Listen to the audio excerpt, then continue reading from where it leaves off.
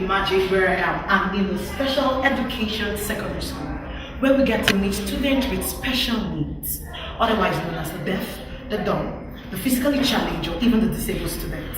I'm here with the classroom teacher and the entire school. I'm particularly impressed with what they do in this place. Now, you can never communicate with these kids except you know how to speak with them. You think you know the English language? You think you know how to speak Spanish or French? What about the sign language? How do you do that? The sign language. This is simply amazing. How you? She said, I'm fine, thank you. I heard that one. Okay, Onikashi, what class? You must join me to recommend the teachers of the school. I'm here live with the proprietress. I'd like you to meet her. Within this special school, we have the deaf and the dumb students, otherwise referred to as the special kids. These beautiful sets of students are given an opportunity to learn and become as great humans, just like you and me. Let's meet the person who makes this possible. Good afternoon, Ma. You're welcome. Please, I'd like to meet you. Please, what's your name? Who are you, Ma? I'm Mrs. Sarah Rena Ukwa. Okay. The vice principal or acting principal of the school. Okay, okay. How are you doing, Ma? I'm fine. Ma, please, we'd like to know a little about your school. What's your school about? What happens in this place? The school takes care of children with special needs. We have the deaf and dumb, the educable, mentally retarded, and a few physically challenged children. Okay. This is a wonderful thing you guys are doing here, Ma. Ma, I want to know, now that we have such a school like this, the school, the beautiful environment, the children, is it challenging taking care of the students? What happens when you try to teach the child how to sign the language and the child doesn't do that exactly? What really happens? I'm sure it's the benefits of your teachers you have, but what do you think happens? What's the challenges you guys have in this place? We have challenges like the correct equipment we should use for these children. Like most of them need vocation, much more than the academic aspect of education. Because as they live here, they go out there to learn one trade or the other. As you can see around, we have a few of these things, but we don't have workshop to keep them and put them into use. Okay. And also, in situations where a child has a problem, because you know their states, at times they play and they injure themselves, and we have to move out, look for a taxi to pick such a child to where they can give either first aid or treatment. I want to know, Ma, what inspires you to go on? Sometimes I know you have to take care of their deficits. If the children have to handle themselves anyhow, you have to be there to encourage these children. What inspired you to go ahead and still continue? Why didn't you just get up and say, I quit, the children should go back to their parents?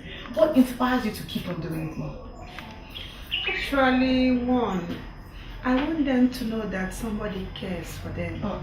That their state of health, so to say, is not a limitation in their lives. That they can still get ability from the disability they have.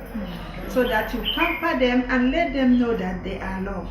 And they get so happy when you do that to them. Wow. You see them coping up with the normal children, per se. Okay. Those like now the school, we are trying to do a kind of integration where we bring in a normal child to mix up with them, and they are mixing up very well. You see them sign along with them very well because they want to communicate and love each other. Oh, thank you so much. I'm sure if you find some of these children on the street, they're either pushed to the side, relegated to the background side.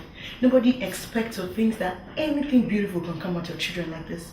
But for these heroes in this place, they find those children, they bring them home, they teach them how to read, how to write, how to communicate, and even how to relate with their parents back at home. Word to say to the Kind Heart Media, who is actually organizing this?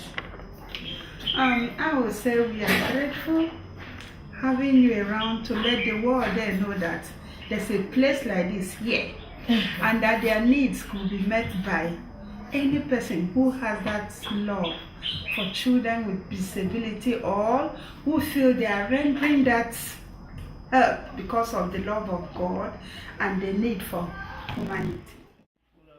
Good afternoon, sir. Oh my God, he has beautiful, polite, courtesy manners. How are you doing, sir? I'm done. He's fine. My name is Jennifer. What's your name? My name is John. His name is John. This is a special student in the special education secondary school. Now, one thing that's special about John is that he's not just a student in the school. This man has handicraft. He knows how to use his hand to make special things. I wish we had an array of his products. I'll be able to show you what somebody as beautiful as this could do. Now, John, how are you? I'm fine. You're fine. Why do you like your school? I like it You like your school. Can you tell me why? because I learn it very well. They teach him very well. Now, if this boy was alone at home, I'm sure he would have not been able to communicate with me like this. But he's in a school because of some uncommon heroes, the teachers. Now, John, you make shoes. Yes, I am a qualified teacher. He's a qualified, oh my God, did you hear that? He's a qualified shoemaker. I'll show you some of his products that he's made. He's simply amazing. Why do you like to make shoes? But if I like to make it because there's money given to me. Oh my God. This young man loves to make shoes because there's money in it. But there's something special about this young man. He's unable to walk. This young man cannot use his two legs. At the most of his life, he may not be able to wear his own shoes, the shoes that he makes. But he's making shoes for people around the world who can walk. Now that has got to touch you. That has definitely got to touch you. There's somebody here who cannot walk, who didn't sit at home and cry, oh God, why didn't you give me legs? Instead, he's making use of his hands to make shoes. I want to congratulate, this is my hero. He makes my shoe. I would say we are grateful having you around to let the world there know that there's a place like this here and that their needs could be met by any person who has that love for children with disability or who feel they are rendering that help because of the love of God and the need for humanity. We are about to sing you a wonderful song titled Jesus Loves Me. I'm hoping you have the kindest heart in your heart to look upon this kid who loves Jesus as much as you do. This is simply amazing. We want to say, Jesus loves me. Why don't you watch? This is a performance. Jesus loves me, this I know. Wow. For the tells me so. Lead to the cross to Him alone. They are weak, but He is strong. Yes, Jesus loves me. Oh my God. Yes, Jesus loves me. Yes, Jesus loves me. The Bible tells me so. The teachers of this school, thank you so much. Thank you for doing your best. Parents, thank you for trusting people enough to be able to take care of your kids. And for you normal kids, you wonderful, beautiful children out there, I want you to be inspired.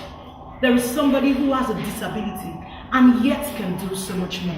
There are people in this class who want to become medical doctors, who want to become nurses, who want to become lecturers, who want to become teachers, who want to become just like you and I want you to pick up your education. Take up a special need. When you see these people on the street, go ahead and lend out a helping hand to them. From the Kind Heart, I wonder how I can say that. From the Kind Heart Media Production Company, however that is said, thank you.